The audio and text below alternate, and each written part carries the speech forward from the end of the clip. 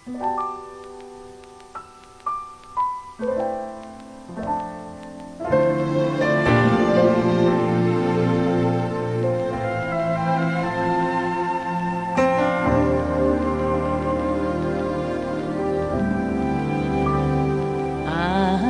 hear the Savior say, thy strength indeed is small.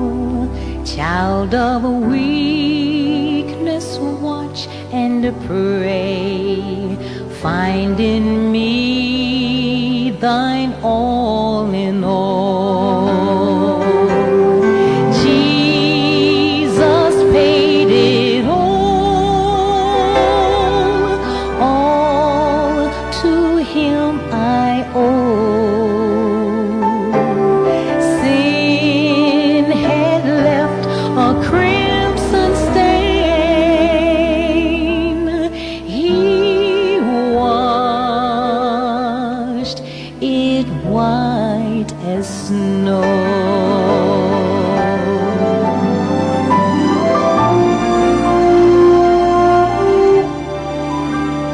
For nothing good have I, whereby thy grace to claim.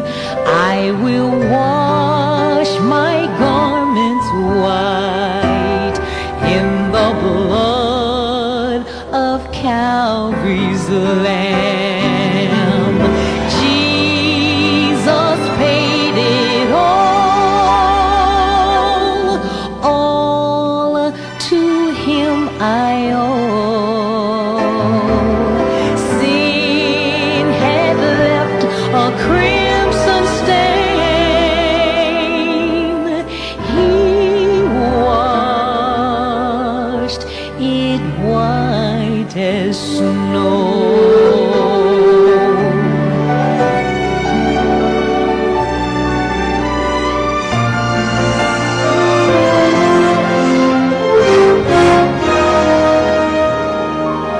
And when before the throne I stand in him complete, Jesus died my soul to save. My lips shall still repeat, Jesus paid it all to him I owe. Sin had left a crimson stain. He washed it white as snow. Sin had left a crimson stain. He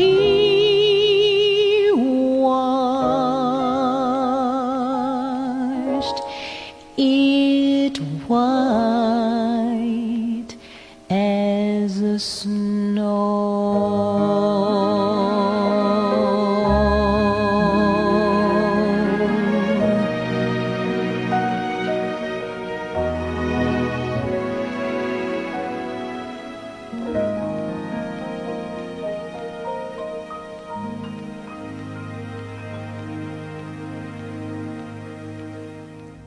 Mayong gabi mga kauturan. Welcome liwat sa aton nga ikapito na nga episode sa aton stewardship compliance series level 2 sa sini nga second quarter. Kag sa liwat gina-remind naton ang mga kauturan nga ini nga materials gin adoptan naton gikan sa SSD, no? Kag ang ini nga material was adopted from our former stewardship director Dr. Erica F. Punay, no? So, ang tema nga aton pag-tunan karon nga gabi, an Adventist theology of offerings, no? Tunan naton mga kauturan kung ano ang aton nga tinindugan, our stand as a church na hanungod sa mga halad o kon offerings, no? Sa Bible may ara nga damo klase sang mga halad, no? Sa panahon sang Old Testament, may ara ginatawag nga burnt offerings, no? May ara man nga sin offering, may trespass offering, may vow offerings, kag may ara man nga peace offering, may drink offering, and may ara man mga kauturan nga mga gifts, no, or special offerings, no. Pero karon nya tion gin-classify lang naton ni mga kauturan in general about combined offering plan, no. Tingob na mga kauturan except sa mga special projects, no. Now, God, offerings, and giving, no. Kung magtuon kita actually sang offering, we are studying about theology, no, the theology of God, no. Theos means God, logos means study. So, God's theology of offering, no. So when we study offering, we are actually studying about God, no. So that's why God, offerings, and giving. So kilalahon ta ang Dios nga siya amo ang unang naghatag sang mga butang para sa aton, sang kabuhi, and He even give us His only begotten Son. And tunan naton nga ang paghatag, it's part of God's nature. Amo na mga kauturan ang Ginoo, giving is central in the nature of God. Amo gina mga kauturan, God gave us everything, no? For God so loved the world that He gave His only begotten Son. Ano pa bugin mga kauturan? God gave first so that we can give back to Him. Amo nang GGF principle, God gave first. Kag kun ang Ginoo maghatag, He gave the best. Wala sa gahatag sang ining ginatawag naton nga minos o kon pigaw. Kundi ginpili gid ang pinakatambok, pinakaali, no? Wala sing kasawayan o kon dagta, no? Himpit nga halad, no? Kag ang paghatag sang Ginoo, naghatag siya agud kita luwason, mga kauturan. So God's giving saves, no? Amo na mga kauturan. So when we give back to God, think about the mission that we are saving souls for His kingdom. And so, bagod ang Diyos naghatag sang pinakaali o kung pinakamaayo para sa aton, in like manner, dapat taman tunan ang nature sang Ginoo. So actually, ang pinaka-purpose ni sang Ginoo, naghatag siya agud kita makatuon sing paghatag, pabalik sa iya. Hindi man kita makahatag kung hindi niya kita paghatagan. So He expects or He accepts and expects the best from His people. Amo na mga kauturan, nag-expect siya sang pinakamaayo kag iya ginabaton ang pinakamaayo naton nga halad para gid sa iya. Now, ining kinaiya sang halad mga kauturan o kon offerings are tangible expression of a heart commitment to God, no? Sa ato naman nga part, amo ini siya ang kapahayagan sang ang makita, no? Ang tangible, ang makaptan ang atong dalabla nga something, no? Para sa Ginoo bilang kapahayagan sang aton tinagipusoon nga pagkatampad sa Ginoo. Amo na mga kauturan, we are showing that we are what? Committed to God. And what is given is something of value and meaning. It has a cost to the giver. So kung kita maghatag, ginahatag natin ang may balor o kung ang may bili on the part of the giver. So amo na mga kauturan nga pinakaali gid, no? Pinakamaayo gid ang atong ginahatag sa Ginoo. Kag may ara ini siya mga kauturan nga benepisyo o kung pagpakamaayo nga nagaupod sa paghatag. In fact, ginbless ka na agud ikaw makahatag, kag the more you give, the more blessings you will receive, no? So ang offering isa ka pamaagi sang aton pagpasalamat sa Ginoo bilang paghimaya o kung pagdayaw sa iya. So ginatawag ina siya mga kauturan nga thanksgiving. Kung ikaw magpasalamat, hindi pwede nga hindi ka maghatag. So ginatawag ina nga thanks with giving, no? That is an offering, no? We give thanks to God verbally and also through our act, no? By bringing a sacrifice. And then worship and joy are common denominators in the giving of offerings. So, amo na mga kauturan, since nga nakasala ang tao, the only way back to God is through an offering, through a sacrifice. Wala pa yung ma-establisar ang tithe, aran nagadaan niya ang offering. No? Tungod mga kauturan, part ini sang aton nga pagsimba o kung pagdayaw sa Ginoo kag ina mga kauturan nagapadayon sa subong nga kita nagahalad sa Ginoo bilang sign sang aton nga gratitude sa iya akong commitment sa iya. Nakutunan taman si Jesus kag ang parte naman sa halad we can learn from him mga kauturan. Of course, siya una naghatag sa iya kabuhi para sa aton, nagserbisyo siya and he gave his life as a sacrifice. Pero sa iya panahon mga kauturan, Jesus receives gifts and worship and thanksgiving. Nagabaton man si Jesus sing aton mga dulot, no? Nagabaton man sa sing panimbahon kag sang aton nga mga pagpasalamat nga mga may dulot, no? Giving of God must be consistent with our love for others. No? So, amo na mga kauturan, kung kita nagahatag, ginahigugma naton ang Dios kag ini consistent man sa atong paghigugma sa iban, because when we give to God, God is also encouraging us to love others, no? To give to others as well, no? So actually ang atong offering ginagamit ini sa misyon sa Ginoo bangod ginahigugma naton ang aton man nga isig katao, no? So in giving, the motive and condition of the heart matters. Na mga kauturan. So, giving is a matter of hearts, no? O kung ang aton nga tagipusoon mga kauturan, ano bala ang aton motibo sa paghatag, no? Ano bala ang aton nga tinutuyo mga kauturan sang aton panghuna-huna? Kaya ang heart nagarefer sa aton nga mind, no? Sa aton nga panghuna-huna, ano bala ang aton nga intensyon, aton motibo? Okay, of course, our motive is to worship God and, of course, to use that income to support the mission of the Lord, no? So, giving is both personal and communal. Mga kauturan, ang paghatag iya voluntary na, no? Aton personal, kag aton niya pagpalapit sa Ginoo, no? To commune with Him, no? It is an act of worship. It includes giving in support of Christian ministry and the poor. Na amo na mga kauturan ang parte kay Jesus Christ. Kung kita maghatag kay Kristo, we think about the mission of Jesus Christ. No?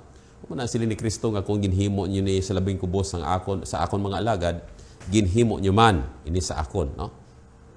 Ano ba lang nga klase sang halad ang ginabaton sang Ginoo? Acceptable giving, no? O kung paghalad. Una, giving of our total self to God. So, una gid ginahatag ginato ng aton bugos nga tagipusoon, ang aton bugos nga kaugalingon sa Ginoo. Amo na sa 2 Corinthians chapter 8, ang mga taga Macedonia, they first give themselves to God and then their offering follows. Amo na mga kauturan ang mga halad nga acceptable sa Ginoo.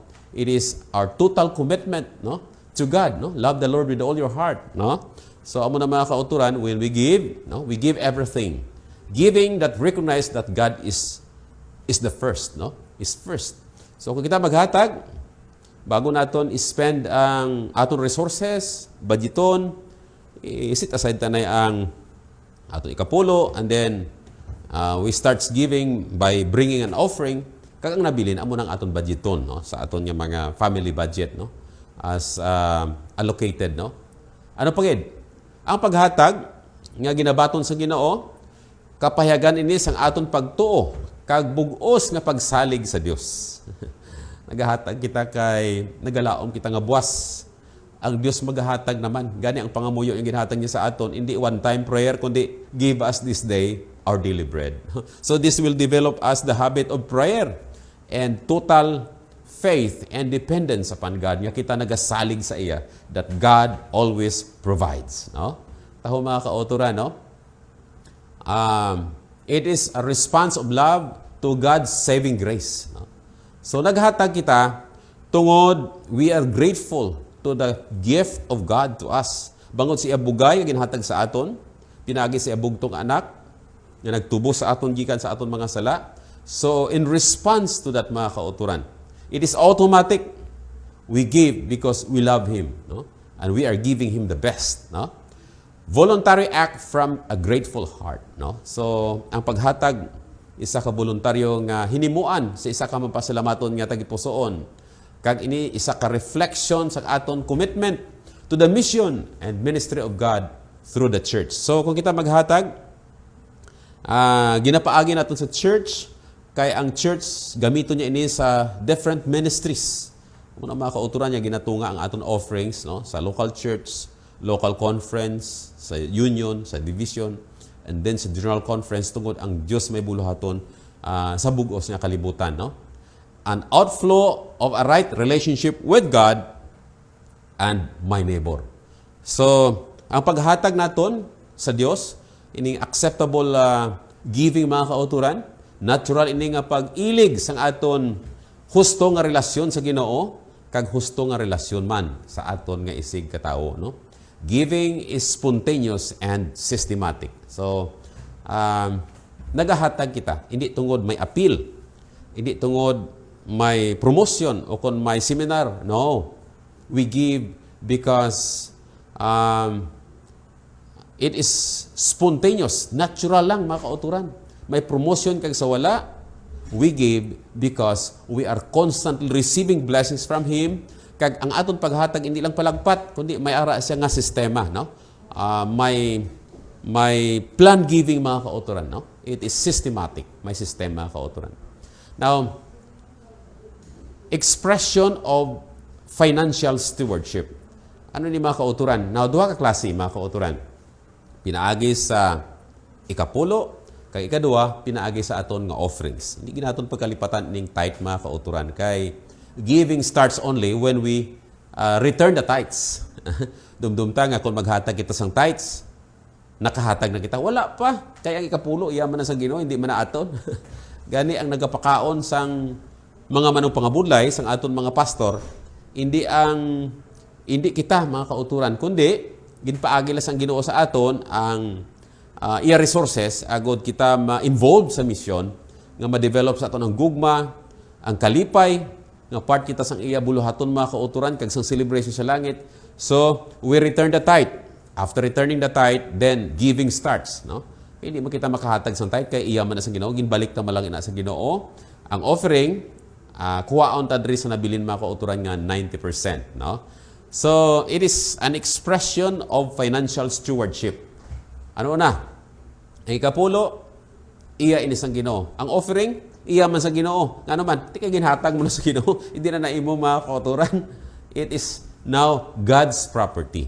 You don't have any control anymore. Why ka na si control? Nahatag mo na to. Okay? Ang ikapulo, balaan.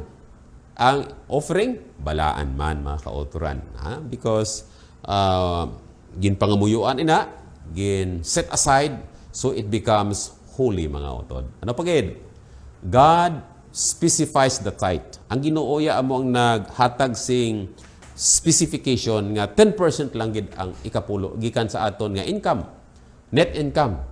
Apang ang offering, ang giver amo sini ang magdeterminar kung pila ang imong kadako ang imugugma sa Ginoo. Kauturan, no? Ang ikapulo, expression sang aton nga pagsimba sa Ginoo. Ano pagid ang offering? Same thing. It is an act of worship. Ano pa? Ang ikapulo, aton nga response sa Ginoo. We give tithe because we are spiritually awake, no? So we response. Kaya kung patay ka na spiritually, paano ka maka-response? No? Same thing ang offering. It is a response to God. Okay? Ang ikapulo, it is an expression of our loyalty to God as the creator and owner. And we are His manager or steward only. We return the tithe because we recognize that I am not the owner. I am just only His steward. So I will give back His share, the share of the owner. Ang offering, it is an expression of gratitude. No? Lain ang loyalty sa expression of gratitude. So grateful ka sa Ginoo tungod by creation, we belong to Him, but after we fell into sin, He redeemed us. So by redemption, we are His property again. So amo na nga nagahatag it sang offering as an expression of gratitude because God give first an offering to us, no? May ara ginatawag kita mga kauturan niya giving paradigm. Ano yung mga paradigm of giving? Now, may ara old and new paradigm. Sang una, ang paghatag, it is a financial matter. Kung mag-lecture gani sa parte sa tithes and offering, siya, stewardship, pangwarta naman ha. That is an old view or paradigm, mga kauturan. But in the new paradigm, it is what? A spiritual act. No? Kung kita maghatag, it is an act of spiritual worship. No? Sa una, it's a financial matter. Siguro way pa kita nag-grow mga kauturan. In the old paradigm, it focuses on self. Sa imo lang ko galingon, akon ini, akon ina. No? Pero sa new paradigm, it's focuses on God. Ang Ginoo gid mga kauturan, we give because we do not give to the church, we do not give to the person, but we are giving to God. And God allocate it sa iya nga mga ministries o projects, no? Sa old paradigm, giving is what? Is work-oriented. Naghatag kita kay para sa buluhaton, no? Sa new paradigm, because we give because we are what? Grace-oriented. Because ang Ginoo mong una naghatag, so naghatag kita subong. Okay mga kauturan, because God give us first His grace, no? Okay, ano pagid? Ang old paradigm nag-emphasize sang obligasyon. Pero sa new paradigm, it emphasize on the lordship of Jesus Christ. Naghatag kita tungod siya amo ang tag-iya. Siya amo ang boss naton mga kauturan. Siya ang manager, ang Lord. Kakita, only a servant, a steward, mga kauturan. Okay? In the old paradigm of giving, we give because for maintenance, no? Para nga may i-maintain sa bulaton. No, hindi mga kauturan. We give sa new paradigm nga aton matun-an karon sa stand of the church, no? Kung ano ang aton pag-view mga kauturan sa giving, we give for the mission of God, no? That's not for maintenance but for the mission of the church. Naghahatag kita kami ara kata mission to save the world, no? Sa una nga paradigm, naghahatag ang tao because we are donors. Feeling somebody kita, ako sina ang nag-donate, muna nga dako kayong imo tingog sa board, kay ikaw ang nag-donate sang lupa, sang church, okay man ang aton mga donor. Pero mga kauturan, let us erase from our mind nga we are what? Only a steward. Kaya sa new paradigm, ano kita? We are members and stewards of God. No? Pwede ba kita makadonate sa Ginoo? No, we cannot donate. Kaya ano kita? Steward.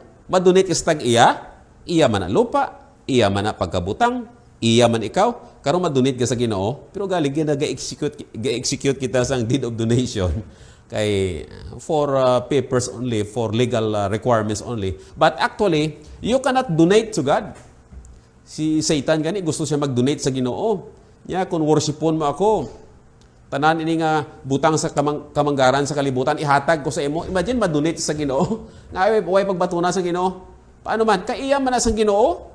Mga kauturan. So, ang old paradigm, we feel nga donor kita. Pero sa new paradigm, sa aton bag-o nga pagtuon mga kauturan, ang stand of the church, we are not donor but we are members and we are stewards. No? Katahaw mga kauturan, no?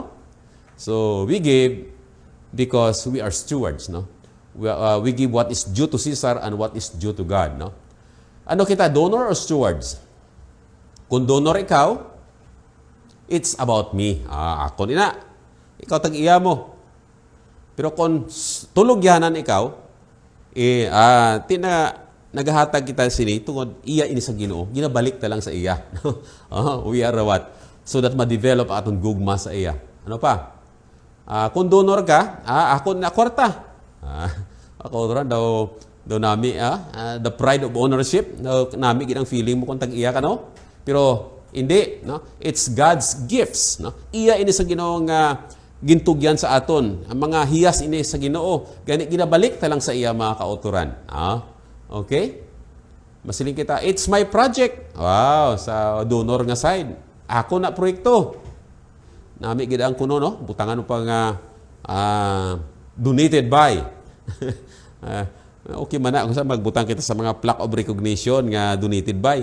Pero mga kauturan, let us start to erase that mentality kay ini magadulong sa aton sa pagkalipat sa Ginoo nga amo ang tag-iya. We cannot actually donate to God. We are what? Only stewards. We are giving this matter as a gift to Him. No? It is a token of our gratitude because we are part of the mission and we are part of His kingdom.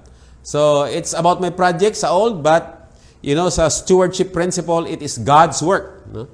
Nasili ka, my project, that's wrong. But the right principle is, it is God's work. No? Buluhaton ni sang Ginoo. Sa old, I am in control. Ako ni. Kuhaon ko na karon. Mga kauturan, daw ka lain, no? But here, God is in control. No matter what will happen, no? Sa aton nga offerings kag tithes, hindi ka mahadlok. Because God is seated on His throne. No? It was shown to John in Revelation chapter 4. Nakita niya, nabuksan ang langit, kaya ang Diyos nagalingkod siya trono, ganit di ka magkabalaka. In spite sang COVID-19, na daw may mga kalamidad, may mga disasters, God is in control. No? And He is also in control of our financial stability. He is in control of everything and He wants to control our hearts if we let Him nga siya among magahari sa aton mga kauturan. No? Ano pagid? Giving is what? Is infrequent. No? Sa donor side, hindi siya masami mga kauturan. But here, it is a lifestyle. No? Kinaiyagid, may promotion kay sa wala. Kung may need, hatag kita mga kauturan. Mas bulahan ang nagahatag sa nagabaton. Kaya usually ang nakita ko nga nagabaton, makaluluoy. No? Tagumatayon, nagahigda. Pero ang nagahatag usually, mga baskog pa. Pero bisan pa ganit tagumatayon kaya kung naanad ka sa paghatag, you can execute your will. Gusto ko nga ihatag balik sa Ginoo. Amo na mga kauturan, no? That is part of our study. Sa next nato nga pagtuon mga kauturan about plan giving, no? Ano pa? Sa donor side, the amount matters. But on the steward side, the heart matters. Ang amount ya diri gamay man o dako,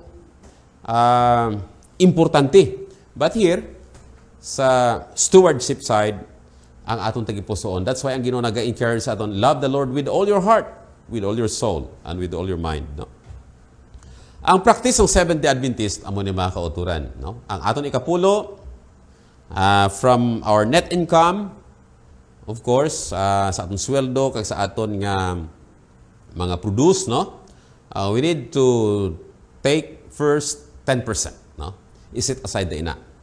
Kaya hindi kita makahatag, kundi ana naton makuha ang 10% nga shares ng tag-iya, no? Sa nabilin nga 90%, we need to bring our free will offerings. Aton kinabubuton nga halad sa Ginoo dulot. Ang aton halad wala ina porsyento.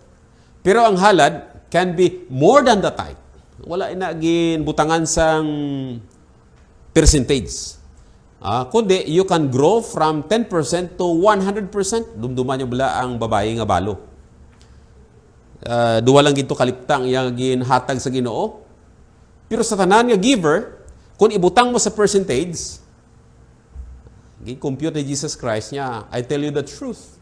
Of all the givers here, of the worshipers in the temple, ining babae nga balo, naghatag sing labing dako. Because from her poverty, sa iya kay imulon, gikan sa iya kay imulon, she give all to God. Imagine that? So dako gid, bisan gamay nga amount, pero kay amo lang tong iya nga nabilin, ginhatag niya ang tanan. So by percentage, mas labing dako. Because ang offering, it is the giver who will set the amount kung pila. Amo na mga kauturan. Kadyutay nga amount, pero kadako sang gugma sini nga babae, nga kung makaluluoy siya nga buligan, pero nagahuna-una siya nga gusto man siya makabulig sa iban, kay gusto man siya mag-ambit sang blessings sa Ginoo, no? The blessings of, giver, no? because giving is an act of worship.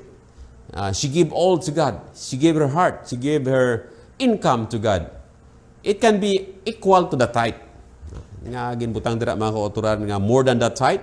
Kaya ang offering wala sing percentage. You can grow. Muna, grow in grace and the knowledge of Jesus Christ. Sili ni Pedro. It can also be equal to the tithe but not less than the tithe. Karon kung less than the tithe na, niwang na mga kauturan.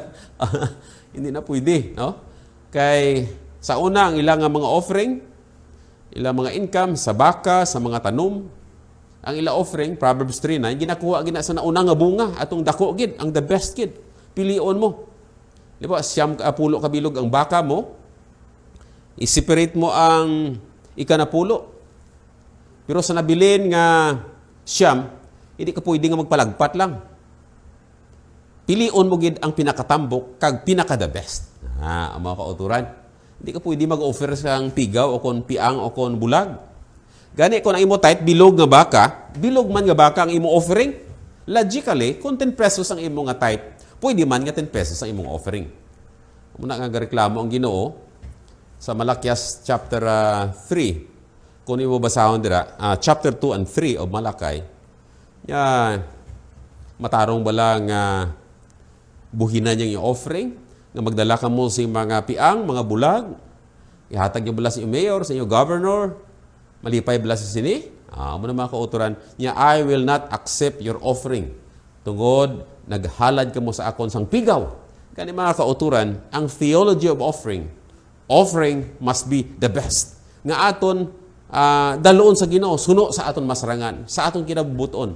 So it can be equal to the tithe or more than the tithe, but not less than the tithe. Ano pa? You can also slice an amount for charity and project giving. Inay mga kauturan, another sacrifice. Kuhaon mo sa imo savings na. Hindi ka maghatag nga wala kasing savings sa mga project. Kung kisa gina-divert na to ng aton tithe sa project, hindi mga kauturan. Actually, hindi husto nga kita ang mag-decide kundi dalon ang tithe, kundi ang Dios iyas niya, dalaon ninyo sa lugar nga pilion ni Jehovah o ni Yahweh, mga kauturan.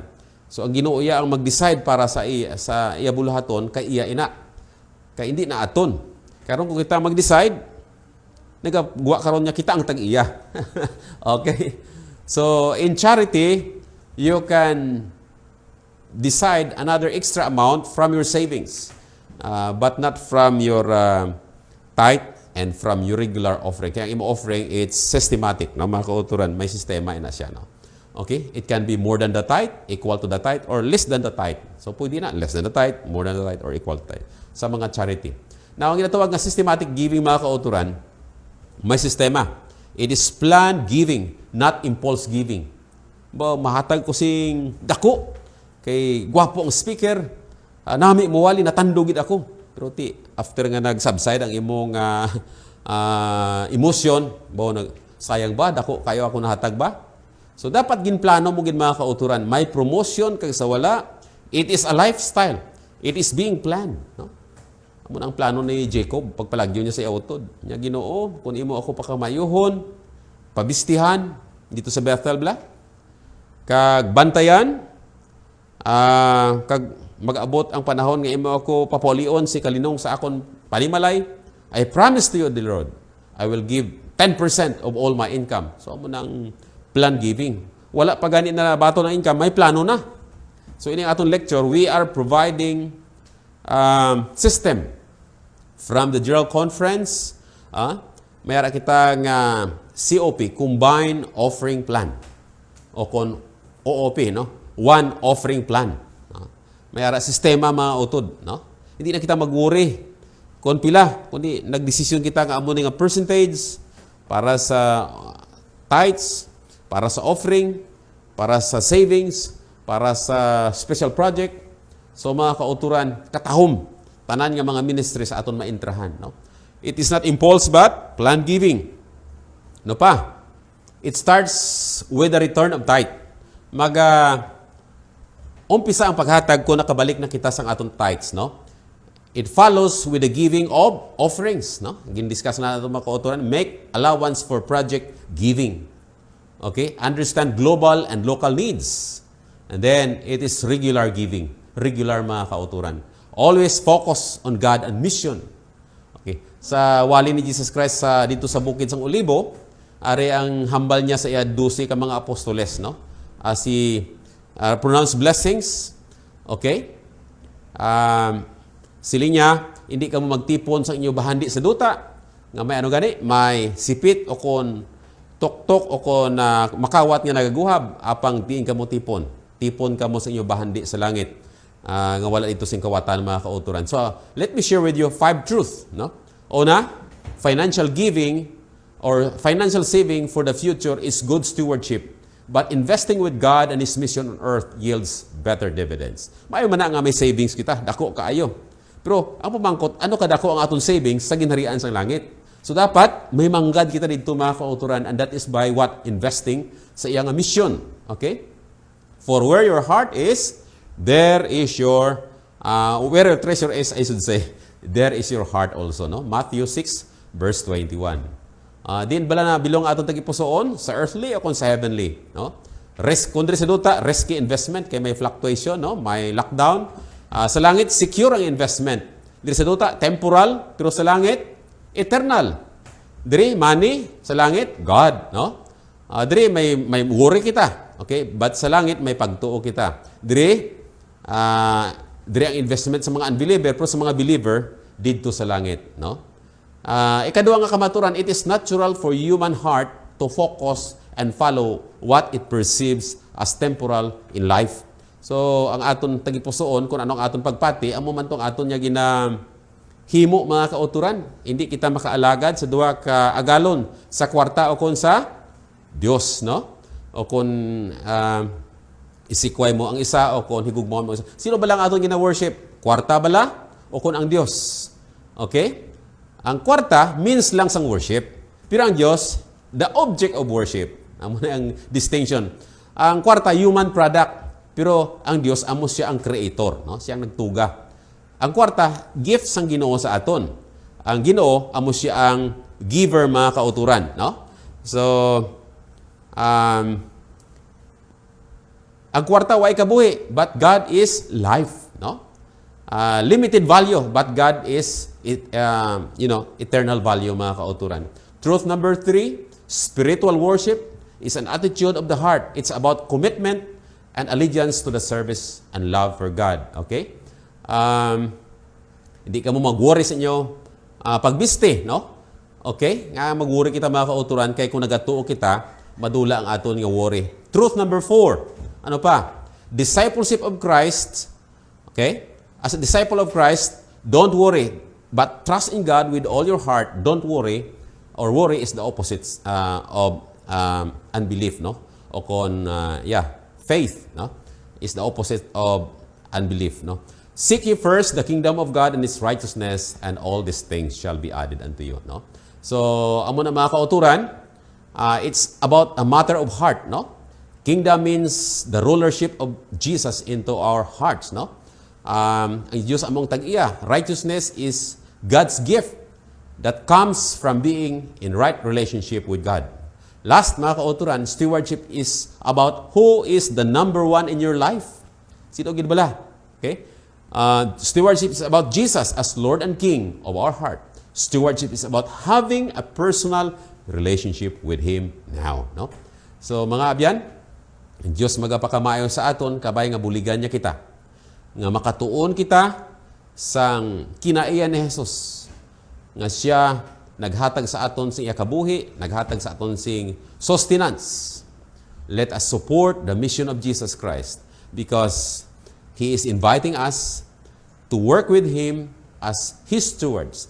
He wants you to take part in the expansion of His kingdom. Kabayang Diyos magapakamaya sa aton, shall we bow our heads? O Diyos nga labing balaan, sining kagabihon, ikaw magabless ang amon mga subscribers, ang amon mga followers, labi na gid sa amon nga church member. Help us to be stewardship compliant, O God. Help us to give our hearts to you, dear Lord, and to support your mission by bringing a special offering and returning the tithes. Bless us all together, and thank you, dear God, for sharing with us this wonderful news. In Jesus' holy name we pray. Amen.